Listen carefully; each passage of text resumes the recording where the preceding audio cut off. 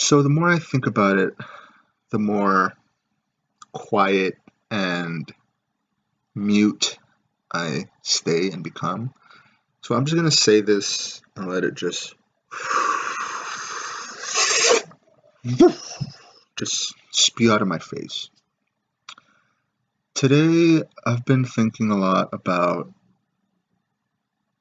how human consciousness, human thought, being happy, positive, being depressed, negative,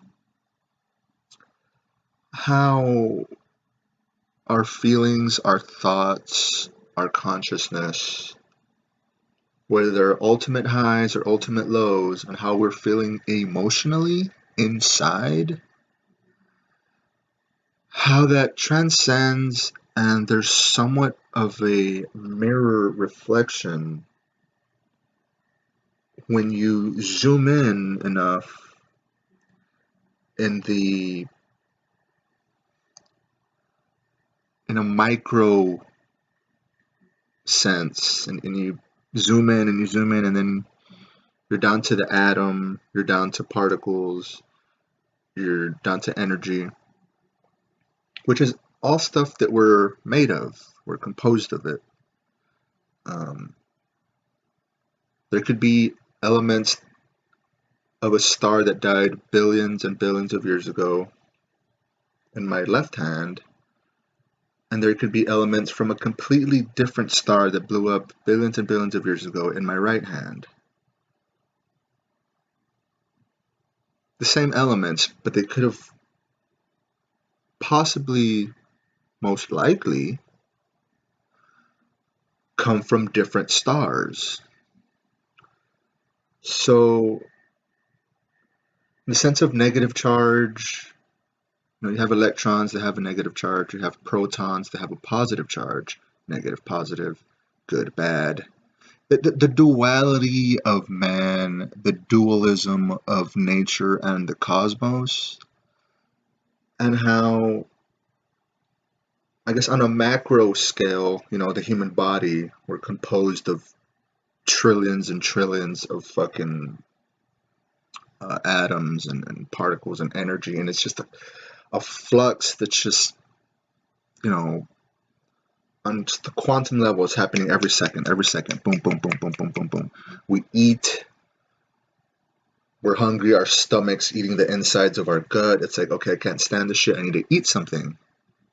Because E equals mc squared, and energy equals mass times the speed of light squared, and we're moving through space.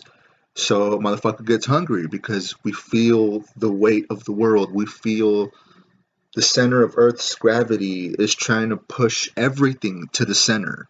Whether it's my fucking TV, my bookshelf, us, anything that's composed of matter,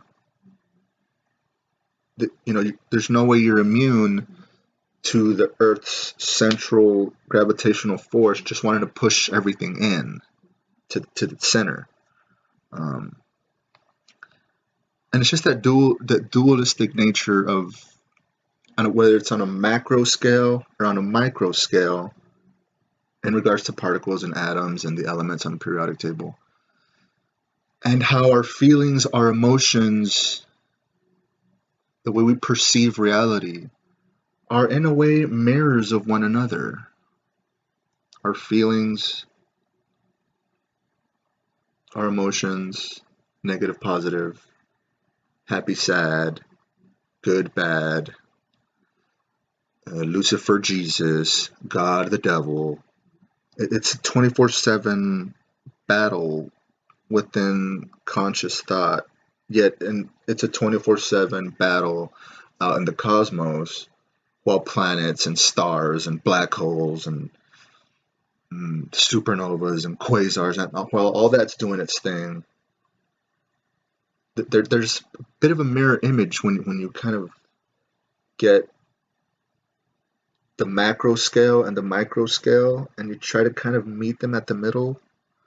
You get that little it's all one. And I don't want to sound like like some hippie that took a lot of acid in the 60s. I was born in the mid 80s, by the way. But we're all a mirror image of what's out there in space. And information, data can almost mean anything, right? I'm uploading a video, thoughts from my brain, light bouncing off my face into the webcam, bouncing off your phone or off your laptop into your eyes, and it's all just this exchange of photons and light particles bouncing off of solid objects and into our fucking eyeballs and into the back of the brain, and it all gets, like I said, billions and billions of fluctuations happening every millisecond. And it happens within our bodies and it happens out in space. So it's like information, data can almost mean anything, and information is a form of energy. Information is a form of energy. And back to Einstein, I know everyone just sucks Einstein's fucking fat circumference 12-inch fucking cock. But it's Albert fucking Einstein, and E equals MC squared is one of the most beautiful equations ever conceived by a human brain, because it's basically saying that energy and mass are the same thing, and they're mirrors of one another's existence. And energy can be converted into mass, and mass can be converted into energy. Like a fire, you light some charcoal or mesquite on fire, and the heat that's radiating off that fire is mass being converted into energy. And with black holes, there's just tons of theories of just right now with black holes and supermassive black holes. Is this all like a virtual reality? Are we living in a two-dimensional hologram? I mean, it's getting out there, but I think that's good. That's what science does. It evolves, it moves forward, and it doesn't look back.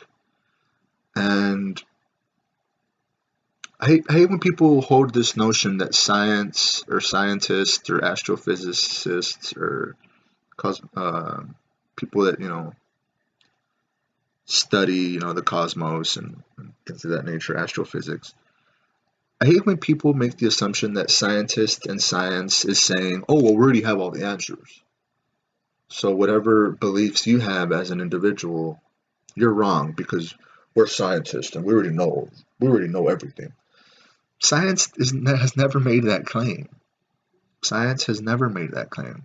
There's multiple theories on how the fuck our fucking moon got there. We don't know for certain, for fact, verbatim, 100 and fucking 100 times 100%.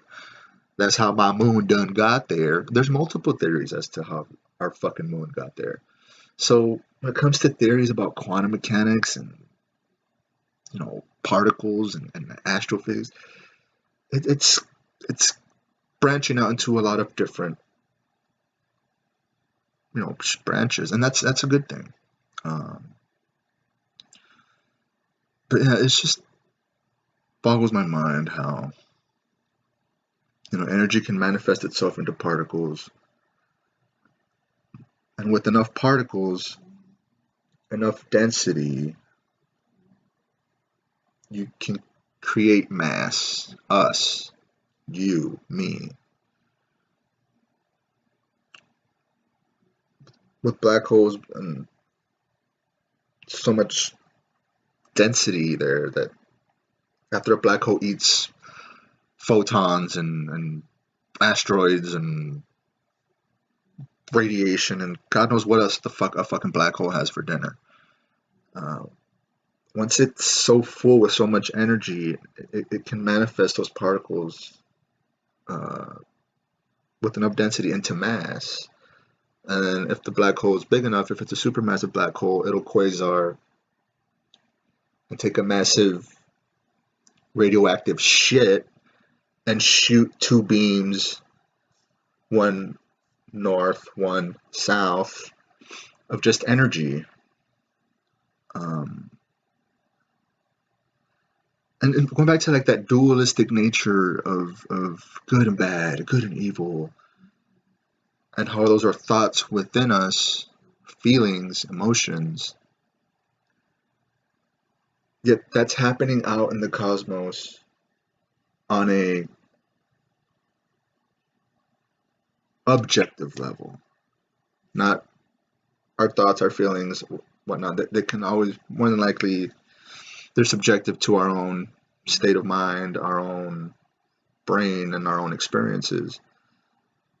But out in the cosmos, it's an objective phenomena that's occurring every fucking second of every fucking day. So there's that dualistic mirror image, energy equals mass, mass equals energy. And energy always creates a particle and an antiparticle. And there's like, they're pairs.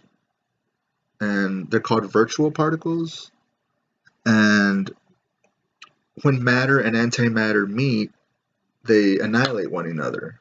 And they, once again, you've got energy. So it's like the duality of man, the duality of the cosmos. When matter, yay, and antimatter, they meet, they immediately annihilate one another, and you have energy. And it's just, that transcends a lot into how humans interact with other humans. And we're building blocks of that behavior, of an objective behavior that occurs in physics and particle physics. Particle wave, there's even a definition, I think Stephen Hawking came up with, called particle wave duality. And I'm a bit rusty on my Stephen Hawking, but even just the fact that there's a concept called particle wave duality, going back to just the dualistic nature of the cosmos, it's just mind-boggling. It's amazing. I'll end it with this. Here's a journal. It's like random stuff, just random shit. One day, I don't remember when I wrote this. By the looks of it, it was probably about 1.5 years, maybe 2 years. But then again, when I'm not sure, I always just say 1.5 years and 2 years. So I could have wrote this like in 2015, but it's something. I don't know if you can see it here. It's called Theory. By the way, Google algorithms, once you map out every word and noun and vowel that comes out of my mouth, you heard it here first. And if anyone steals my theory of relative spin theory, you owe me some fucking royalties. So if any of y'all badass fucking astrophysicists out there run into this and you're able to solve one of your equations because of it, you're gonna have to give Chemo some motherfucking credit, right, motherfucker? But anyway, so yeah, I must have been blitzed out of my skull. I don't know. Theory of relative spin, and I called it Galaxy 923. So just imagine you're hovering over this, right? It's like you're hovering, the galaxy's right here, and you're hovering over it. You're staring down at it. And that little black dot in the middle is a beautiful little old black hole. Don't we love them all?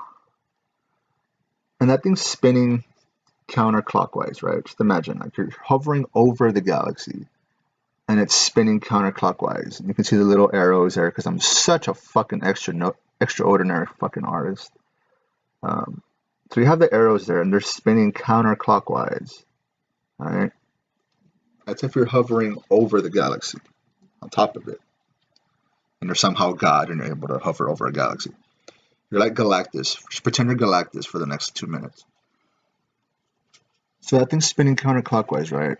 We're calling it Galaxy 9-23. Now I'm gonna flip the page, the pretty page here, and it's this. it's the same galaxy, right? But now imagine you're under it. Before you're kind of hovering over the galaxy. Now pretend you're that same galaxy, pretend you're looking at it, you're looking up at the galaxy, right? Now, it's the same one, N-23, but now it's spinning clockwise. It's no longer spinning counterclockwise. And it's all due to the relativity, or it's in relation to your position in space and time. So there's a lot of relativity to it, but it just kind of boggled my mind how perspective is everything ultimately. So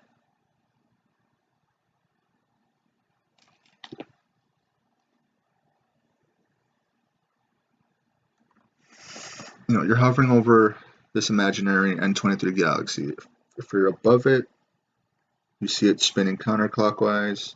If you're under it, it's spinning clockwise. And that's all perception. The galaxy's moving, you can call it east to west, west to east, that's irrelevant. The galaxy's going to be moving in the way it's moving. It's not going to give a fuck what you think about it, or how you heard about it, how you found out about it. The cosmos ultimately doesn't really give a shit if you understand it or not. That's not how it got there. It was there before humans. It was there before the apes ever started, stopped dragging their fucking knuckles and, while our ancestors were still dragging their knuckles in the fucking dirt. The cosmos was still expanding, doing its thing. And the cosmos does what it does through a lens of objectivity and, the calcium in my bones, the iron in my blood, the oxygen I breathe. Later, as space-time, as the arrow of time keeps on going forward and forward and forward, because that's what the arrow of time does. It doesn't look back. So through an objective lens, the cosmos has been doing what it's been doing, and only later through that timeline did enough matter clump together, and now we're here. So we're experiencing an objective reality through a subjective lens. And our time here on this earth, we're trying to make sense of what seems like nonsense. But that's the way it's always been. You propose a new idea, you propose a new way of thinking, you propose a new philosophy, and everyone thinks you're fucking insane. Sucks that it has to be that way, but that's just the way it is. So what's going to be the new philosophy? What's going to be the new theory out there that's just going to have people being, fucking, you're crazy, son? And hopefully within our lifetime, we live long enough to see what that next level of insanity turns out to be. Live long and prosper.